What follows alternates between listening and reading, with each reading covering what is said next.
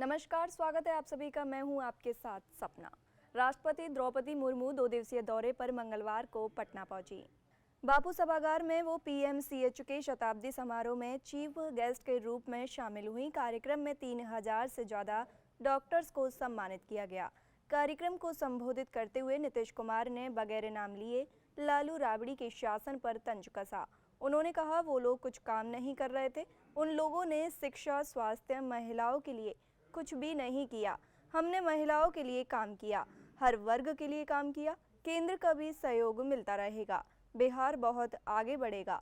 CM ने कहा, पहले प्राथमिक स्वास्थ्य केंद्र में एक महीने में 40 लोग इलाज कराते थे, अब 11,000 लोग इलाज के लिए जाते हैं। हम हिंदू, मुस्लिम, पिछड़े, दलित, ऊंची जाति सबके विकास के लिए काम कर रहे हैं। कार्यक्रम में बीजेपी के राष्ट्रीय अध्यक्ष जेपी नड्डा ने कहा कि मेरा जन्म भी पीएमसीएच में हुआ था। दुनिया में ऐसी कोई जगह नहीं जहां पीएमसीएच के डॉक्टर ना हो। पीएमसीएच दुनिया का सबसे बड़ा अस्पताल है, यहां हम सभी को एक बार विजिट करना चाहिए। उन्होंने कहा कि मोदी जी बिहार के विकास के लिए लगातार लगे हुए हैं। उन्होंने बिहार को बीमारू राज्य से अग्रणी राज्य बनाया। पहले बिहार की गिनती नीचे से होती थी, अब ऊपर से होती है। तो एक एक तरह से सब तरह से काम करके अब महिलाओं के लिए भी कितना हो गया, पुरुषों के लिए कितना हो गया, सब तरह से काम करते हुए हम लोगों ने हर जगह किया। तो हम लोगों का तो एक ही इच्छा है कि खूब अच्छे ढंग से चलना चाहिए और अब केंद्र का भी सहयोग मिल रहा। डिप्टी सीएम सम्राट चौधरी का नसीहत वाला वीडियो हुआ वायरल। बिहार बीजेपी के कद्दावर नेता और डिप्टी सीएम सम्राट चौधरी का एक वीडियो सोशल मीडिया पर बड़ी तेजी से वायरल हो रहा है। इस वीडियो में सम्राट चौधरी बीजेपी नेताओं को तेजस्वी यादव के खिलाफ ज्यादा नहीं बोलने की सलाह दे रहे हैं। वह कह रहे हैं कि तेजस्वी यादव पर बोलने से हम लोगों को नुकसान होता है, लालू यादव पर बोलने से फायदा है। यह वीडियो बीजेपी की किसी मीटिंग का बताया लग रहा है, क्योंकि वीडियो में बिहार बीजेपी की कई दिग्गज नेता बैठे नजर आ रहे हैं।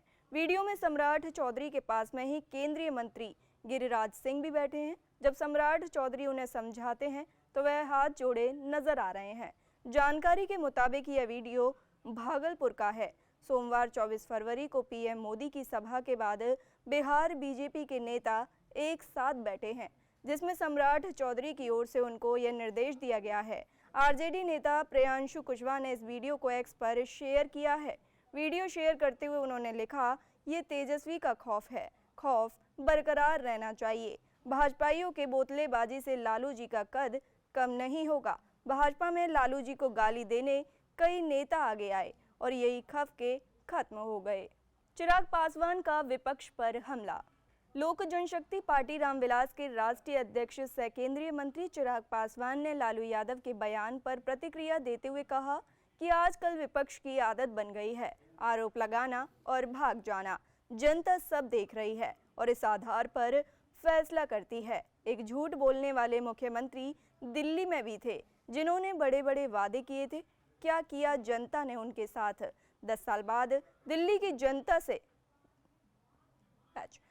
की सत्ता से बाहर कर दिया। इसी तरह से अगर कोई देश में झूठ बोलता है तो लोकतंत्र में इतनी ताकत है कि उस व्यक्ति को अगले चुनाव में जनता अपना फैसला सुनाती है। पूरा विपक्ष एक साथ आ गया प्रधानमंत्री को हराने। उसके बावजूद तीसरी बार जनता ने नरेंद्र मोदी को चुना।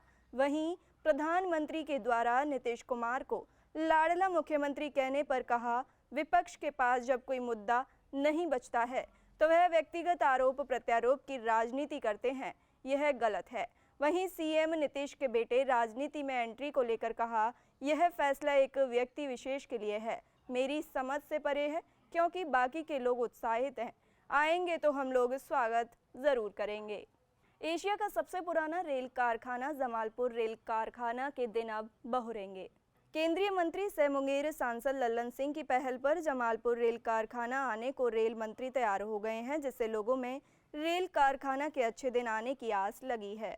दरअसल जमालपुर का रेल कारखाना जो एशिया का सबसे पहला और सबसे बड़ा रेल कारखाना है, सभी रेल कारखानों का दादा रेल कारखाना का खिताब मिला हुआ है, जिसे ईस्ट इंडियन रेलवे कंपनी ने 1862 में स्थापित किया था, जो आज 164 साल का हो चुका है। इस रेल कारखाना का इतिहास काफ़ी गौरवशाली रहा है, लेकिन कालांतर में यह कारखाना उपेक्षा का काफ़ी दंश झेल चुका है। हाल यह है कि एक समय जहां यह रेलवे वर्करों की संख्या 20,000 हुआ करती थी, अब इस कारखाने में मात्र 7 से 8,000 वर्कर ही काम करते हैं। यह कारखाना अपने 140 टन के क्रेन निर्माण के लिए पूरे देश में अग्रिम भूमिका निभाता है। हालांकि समय समय पर इसे कुछ नए कार्यभार देकर इस कारखाना को संभालने की कोशिश की है, लेकिन जो कारखाना का विकास होना था वह नहीं हो पाया। जबकि बिहार के कई नेता रेल मंत्री भी रहे, लेकिन अब लोगों को इस समय उम्मीद जागी जब केंद्रीय मंत्री सह मुंगेर सांसद लल्लन सिंह ने बताया जमालपुर रेल कारखाना को विकसित करने के लिए रेल मंत्री अश्विनी वैष्णव से बात हुई है। वे जमालपुर रेल कारखाना आने को तैयार हैं और इससे पहले एक टीम को भेजकर कारखाना के होने वाले विकास की संभावनाओं की रूपरेखा तैयार करेंगे। उसके बाद वे उनके साथ जमालपुर रेल कारखाना के विकास को लेकर कई घोषणाएं करेंगे। सहरसा के सिमराहा में गोलीबारी के मामले को लेकर पुलिस ने 6 लोगों को पकड़ा है, जिसमें 2 नाबालिग भी शामिल हैं। इसको लेकर सदर एसडीपीओ आलोक कुमार ने जानकारी दी। उन्होंने बताया कि बीते 18 फरवरी को सहरसा सदर थाना इलाके के सिमराहा बाईपास में मुरही व्यापारी के घर में घुसकर गोलीबारी की घटना को अंजाम दिया गया था, जिसमें पिता और पुत्र को गोली लगने से दोनों गंभीर रूप से जख्मी हो गए। दोनों जख्मी स्थानीय लोगों द्वारा निजी अस्पताल में भर्ती कराया गया। इस संदर्भ में घायल के बयान पर सदर थाने में केस दर्ज किया गया और सहरसा पुलिस अधीक्षक के निर्देश पर सदर अनुमंडल पुलिस पदाधिकारी के नेतृत्व में एक टीम का गठन कर अनुसंधान शुरू किया गया। गठित टीम द्वारा मानवीय और तकनीकी सूचना के आधार पर छापेमारी कर गोलीकांड में संलिप्त 2 अभियुक्तों को हिरासत में ले लिया और उसकी निशानदेही पर अन्य 2 अभियुक्तों को पूर्व में हुई चोरी कांड के सामान के साथ गिरफ्तार किया गया। साथ ही 2 नाबालिग को भी पकड़ा गया है। अभियुक्तों की गिरफ्तारी हेतु अनुमंडल पुलिस पदाधिकारी यानी मेरे नेतृत्व में एक टीम गठन कर अनुसंधान प्रारंभ किया गया था। गठित टीम द्वारा मानवीय एवं तकनीकी सूचना के आधार पर छापेमारी कर गोलीकांड में संलिप्त 2 अभियुक्तों को गिरफ्तार किया गया तथा इनकी निशानदेही पे 2 अन्य अभियुक्तों को जिसमें कि जो पूर्व में हुए चोरी कांड के सामान के साथ भी गिरफ्तार किया गया और 2 विधि विरोध बालक को भी निरुद्ध किया गया। पकड़ाए अभियुक्तों से जब कड़ाई से पूछताछ की गई तो उन्होंने अपनी संलिप्तता स्वीकार की गई तथा गोलीकांड एवं गिरी भेदन कांड को इन लोगों के द्वारा ही कारित किया गया था। जब इसमें सदर थाना कांड संख्या 229-25 था 139-25 ये गिरिभेदन और चोरी के कांड थे। उक्त पकड़ाए सभी अभियुक्तों का आपराधिक इतिहास खंगाला जा रहा है। वो जो गोली कांड है ये ब्लाइंड केस था जिसका कि सफल उद्भेदन किया गया। इस घटना में 4 अभियुक्त शामिल थे। 26 फरवरी को आयोजित होने वाली महाशिवरात्रि की तैयारियां मंदिरों में जोरों पर हैं। इसी को देखते हुए सोमवार को मंदिर में लगे सभी पंचशूलों को उतारा गया और अब विधिवत पूजा के साथ शिवरात्रि के दिन सभी पंचशूलों को पुनः मंदिर के गुंबदों पर लगाया जाएगा। सोमवार को बैजू परिवार के लोगों ने मंदिर के ऊपर लगे पंचशूलों को खोलने का काम किया। सरदार पांडा की मौजूदगी में पंचशूल को खोलकर जब नीचे लाया गया तो नियमों के साथ उसे मंदिर के सुरक्षित स्थान पर रखा गया, जहां पर इसकी विधिवत पूजा की जाएगी। लेकिन पंचशूल के नीचे उतरते ही मंदिर में जुटी भीड़ एक बार उसे छूने के लिए पंचशूल की तरफ टूट पड़ी। लोगों की बढ़ती भीड़ को देखते हुए मंदिर में मौजूद प्रशासन को भीड़ पर नियंत्रित करने के लिए खासा मशक्कत करनी पड़ी।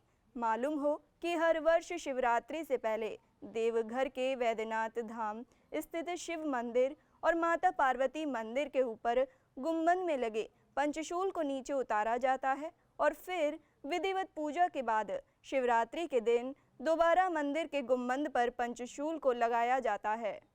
पौराणिक कथाओं के अनुसार यह माना जाता है कि दोनों मंदिर के पंचशूल को एक साथ रखने से पूरे देश और दुनिया में प्रेम का भाव बढ़ता है। बाबा नगरी देवघर में इन दिनों महाशिवरात्रि की धूम है। 26 फरवरी को महाशिवरात्रि से पहले पूरे देवघर शहर को सजाया गया है। शाम होते ही देवघर के विभिन्न चौक चौराहों पर अनेक आकृति की ऐसी तस्वीरें देखने को मिल रही है जो रात में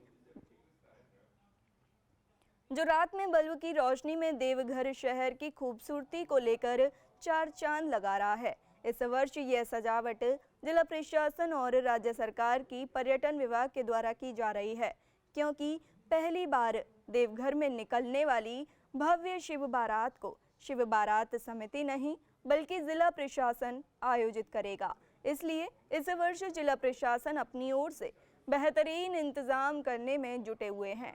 सोमवार की शाम से ही देवघर के विभिन्न चौक चौराहों पर रोशनी की जगमगाहट हर जगह दिख रही है और उसमें सजी कई आकृतियां लोगों को आकर्षित कर रही हैं। शाम होते ही लोग अपने घरों से देवघर की खूबसूरती को देखने के लिए निकल रहे हैं और इस बार की सजावट को देखकर लोग खासा उत्साहित हो रहे हैं।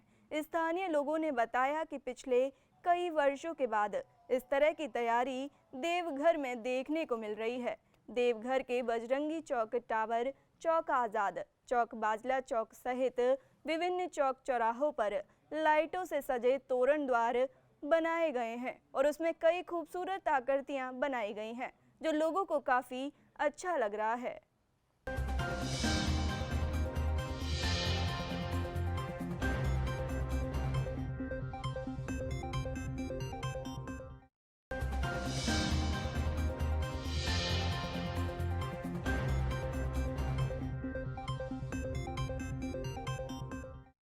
बजट भी जन कल्याणकारी और सर्वसमावेशी होगा, बोले सीएम साय। छत्तीसगढ़ के मुख्यमंत्री विष्णुदेव साय ने कहा कि इस वर्ष का बजट भी जन कल्याणकारी और सर्वसमावेशी बजट होगा। मुख्यमंत्री विष्णुदेव साय ने नगरीय निकायों में ट्रिपल इंजन की सरकार बनाने पर जनता का आभार जताया। उन्होंने कहा कि हमारी सरकार शहरों के समुचित विकास के लिए पूर्ण संकल्पित है। मुख्यमंत्री विष्णुदेव साय ने कहा कि प्रदेश में हमारी सरकार सुशासन स्थापित कर रही है। वहीं प्रयागराज महाकुंभ पर कहा कि वहीं हमारी सरकार ने छत्तीसगढ़ पवेलियन का निर्माण किया है, जिसके माध्यम से हमारी सरकार को श्रद्धालुओं की सेवा का पुण्य अवसर प्राप्त हुआ। आज से बजट सत्र शुरू हो रहा है। आज माननीय राज्यपाल महोदय के अभिभाषण से सत्र का शुभारंभ होगा और इस अवसर पर मैं सबसे पहले पूरे प्रदेशवासियों को बहुत बहुत बधाई और शुभकामनाएं देता हूं। पिछले साल जो समावेशी बजट था और उसके माध्यम से मोदी की गारंटी को पूरा करते हुए हमारी सरकार ने प्रदेश के हर वर्ग को लाभ पहुंचाया है और इस साल भी जो बजट आएगा वो जन कल्याणकारी और समावेशी बजट होगा। हम इस नए बजट में अटल जी के छत्तीसगढ़ निर्माण के संकल्प को पूरा करेंगे। विकसित छत्तीसगढ़ निर्माण की दिशा में सरकार तेजी से कदम उठाएगी और इस सत्र में कई नए विधेयक भी आने वाले हैं और जिस पर पक्ष और विपक्ष के सभी साथियों से सार्थक चर्चा भी होगी। छत्तीसगढ़ के उप मुख्यमंत्री का कांग्रेस पर तंज। छत्तीसगढ़ के उप मुख्यमंत्री विजय शर्मा ने त्रिस्तरीय पंचायत चुनाव में भाजपा की जीत को ऐतिहासिक बताते हुए कहा, अब तो कांग्रेस के पास यह बहाना भी नहीं बचा कि ईवीएम पर कुछ बोल सके, क्योंकि पंचायत चुनाव बैलेट पेपर में हुए हैं। उनमें भी भाजपा ने लगभग 80% स्थानों पर जीत दर्ज की है। उप मुख्यमंत्री विजय शर्मा ने पत्रकारों से बातचीत करते हुए कहा, जिला पंचायत के चुनाव में भाजपा के अधिकृत और समर्थित कार्यकर्ता 433 में से लगभग 325 स्थानों पर जीत करा रहे हैं। जिला पंचायत के अध्यक्ष पद पर भी भाजपा लगभग 80% स्थानों पर जीत कराएंगे। इस प्रकार जनपद और ग्राम पंचायतों में भी भाजपा ने ऐतिहासिक सफलता अर्जित की है। उप मुख्यमंत्री शर्मा ने कहा, यह जीत मुख्यमंत्री विष्णुदेव साय के सुशासन और 1.25 साल के कार्यकाल में हुए विकास कार्यों पर जनता के विश्वास की मोहर है। ग्रामीण क्षेत्रों में विकासात्मक और सुधारात्मक कार्यों के साथ साथ भ्रष्टाचार पर जीरो टॉलरेंस की नीति अपनाई गई है और आज शराब, कोयला, पीएससी घोटाले करने वाले जेल में बंद हैं। छत्तीसगढ़ प्रांतीय अग्रवाल समाज सेवा द्वारा एक भव्य आयोजन किया जा रहा है। जहां 51 ऐसे जोड़ों का विवाह कराया जा रहा है जो आर्थिक रूप से कमजोर हैं। आयोजन में मुख्यमंत्री विष्णुदेव साय पत्नी के साथ शामिल होंगे। मुख्यमंत्री के हाथों 51 जोड़ों का कन्यादान किया जाएगा। साथ ही सरकारी योजनाओं का लाभ भी इन जोड़ों को दिया जाएगा। मुख्यमंत्री कन्यादान योजना के अंतर्गत मुख्यमंत्री द्वारा प्रत्यक्ष जोड़ों को 50,000 रुपए की धनराशि भी दी जाती है, जिसका भी लाभ समाज में नव दंपतियों को दिलाएगा। साथ ही साथ पंजीयन कराकर इन्हें वैवाहिक सर्टिफिकेट भी दिया जाएगा, जिसकी मान्यता होगी। प्रांतीय अग्रवाल संगठन का यह पहला आयोजन है जहां 51 जोड़ों को परिणय सूत्र में बांधा जा रहा है। थाना बलरामपुर में डीजे संचालकों की एक बैठक आयोजित की गई, जिसमें एसडीएम बलरामपुर और थाना प्रभारी बलरामपुर के द्वारा क्षेत्र के सभी डीजे संचालकों को निर्देश दिया गया है कि माननीय उच्च न्यायालय की समय समय पर दिए गए निर्देशों के अनुसार और वर्तमान में स्कूलों में वार्षिक परीक्षा जारी होने को देखते हुए क्षेत्र में पूर्ण रूप से डीजे पर प्रतिबंध लगाया गया है। किसी भी स्थिति में डीजे बजाए जाने पर पूर्णतः पाबंदी रहेगी। यदि इसके बावजूद किसी के द्वारा डीजे संचालित की जाती है तो डीजे जब्ती कार्रवाई के साथ साथ संचालक के विरुद्ध अलग से प्रतिबंधात्मक कार्रवाई की जाएगी। इस संबंध में एसडीएम बलरामपुर के द्वारा आदेश जारी किया गया है। पंजाब पुलिस में अपनी ड्यूटी के दौरान बेहतरीन काम करने वाले कर्मचारियों को सम्मानित किया गया ताकि उनका मनोबल ऊंचा हो। मोगा की पुलिस लाइन में एसएसपी मोगा अजय गांधी की अगुवाई में एक परेड समारोह रखा गया। वहीं इस मौके पर एसएसपी मोगा ने अपनी ड्यूटी के दौरान अच्छा काम करने वाले पुलिस कर्मचारियों को C1, C2 और C3 सर्टिफिकेट देकर सम्मानित किया और डीजीपी के आदेशों पर उन्हें नगद इनाम भी दिया गया। इस मौके पर एसएसपी अजय गांधी ने बताया कि इससे कर्मचारियों की हौसला अफजाई होती है और ड्यूटी करने के लिए मनोबल भी बढ़ता है। मेरे साथ इस बुलेटिन में फिलहाल इतना ही। नमस्कार।